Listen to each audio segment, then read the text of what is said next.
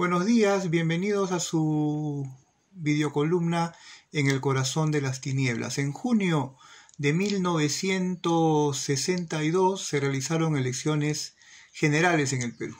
Ganó Aya de la Torre por la Alianza Democrática porque iba junto con el movimiento democrático pradista de Manuel Prado Ugarteche, que quedó primero con 33%. Segundo, Belaúnde muy cerquita con 32.2% y tercero, Odría con 28%. En esa época, para ganar en primera vuelta necesitabas un tercio, o sea que Aya se quedó por un pelo. Si no pasabas en primera vuelta, ese congreso, porque también se habían producido elecciones congresales, ese congreso recién electo elegía al presidente. Y los resultados habían dividido al congreso en tres grupos: los apristas, pradistas, los belaundistas y los odriistas. De esos tres, los dos que se uniesen elegían presidente y formaban gobierno. Eso es lo que debía pasar. Pero los militares querían imponer a Belaúnde como presidente, porque, cosa rara, eran militares progresistas, y eran militares progresistas porque querían reforma agraria, y querían reforma agraria porque hacía 3 años se había producido la Revolución Cubana y Washington, John Fitzgerald Kennedy habían lanzado la Alianza para el Progreso y planteaban reformas agrarias porque consideraban que el problema de la tierra era la razón de las revoluciones, porque había demasiada injusticia, había servidumbre, y eso tenía que desaparecer para evitar las causas de otras revoluciones comunistas. Entonces, y el candidato que enarbolaba la reforma agraria era Belaúnde, entonces había que imponer a Belaúnde. ¿Y cómo lo hicieron? ¿No? Alegando que había un fraude en favor de Aya de la Torre, cosa bien rara, considerando que fue el político siempre perseguido y tal. Y a esa idea del fraude en favor de Aya de la Torre se colgó el propio Belaúnde. En este contexto, estos mismos militares, la cúpula militar de entonces, fue a hablar con el presidente Prado y le dijeron: señores, si eligen a Aya de la Torre presidente, nosotros damos un golpe de Estado. Así de fácil, así de simple, así era en esa época. Aya de la Torre tuvo el gesto de, en esas circunstancias, ofrecerle la presidencia a Belaúnde, y Belaúnde, que ya estaba en el rollo de que había un fraude contra él y en favor de Aya de la Torre, le dio roche a aceptar y dijo que no. Entonces Aya habló con Odría y Odría aceptó.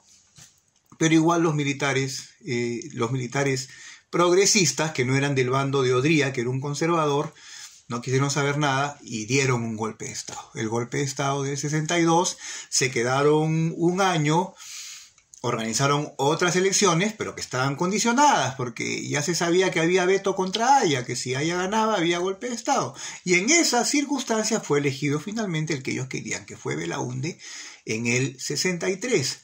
Consecuencias de elegir a un presidente de esa manera, que se generó tal mala onda, tal enemistad entre Aya y Belaúnde, entre apristas y belaundistas, que en el Congreso se unieron, se produjo la coalición APRA 1, y que fue recontra obstruccionista contra el gobierno de Belaúnde. ¿Quién ganó? Nadie. O sea, a Belaúnde la coalición APRA 1 no lo dejó gobernar y se generaron las condiciones. Yo no justifico ningún golpe de Estado, pero hubo un caos político, digamos, una crisis política que fue aprovechada después por Velasco para dar un golpe el 3 de octubre del 68. Perdió Belaúnde, que salió de Palacio por la puerta falsa. Perdió Aya de la Torre, que ya era un hombre mayor, y pierde su última oportunidad de ser elegido presidente el año, en las elecciones que debieron producirse y no se produjeron al año siguiente, el año 69. ¿No? Entonces, estas enseñanzas de la historia hay que escucharlas. Hoy día tenemos un virtual presidente electo, que es Pedro Castillo. Las matemáticas no dan para otra cosa, y en realidad las normas electorales, las leyes electorales del Perú tampoco, ¿no? Ayer he escuchado a la doctora Lourdes Flores hablando de muy lúcidamente, yo no puedo negar su capacidad argumentativa, su capacidad retórica, pero básicamente está diciendo: pasemos del Jurado Nacional de Elecciones, vámonos a la OEA con las 86.000 actas y que la OEA vea, en esta acta esta firma no se parece a la de la RENIEC, anulamos esta acta. En esta acta hay dos personas con el mismo apellido. Anulemos esta acta. Esas no son causales es decir, es muy difícil anular un acta, porque el sentido, la filosofía de nuestra ley electoral es preservar el voto de los ciudadanos.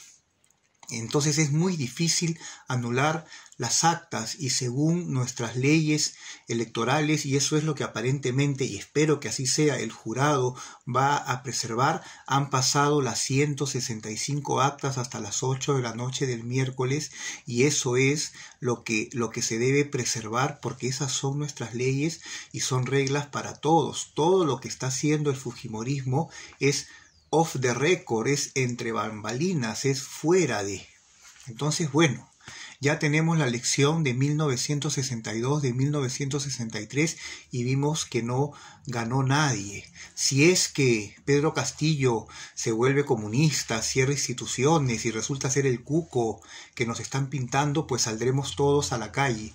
Pero ahora lo que corresponde es guardar la calma, esperar que el jurado haga su trabajo. Pedro Cateriano, que ha defendido a Keiko Fujimori hasta cierto punto, lo ha dicho también: hay que respetar los resultados de nuestras instituciones, del Jurado Nacional de Elecciones, ¿no? Hay que tratar de establecer cierta gobernabilidad con el virtual presidente electo Pedro Castillo, ¿no? Es lo que nos corresponde como peruanos, como patriotas, ser vigilantes y fiscalizar.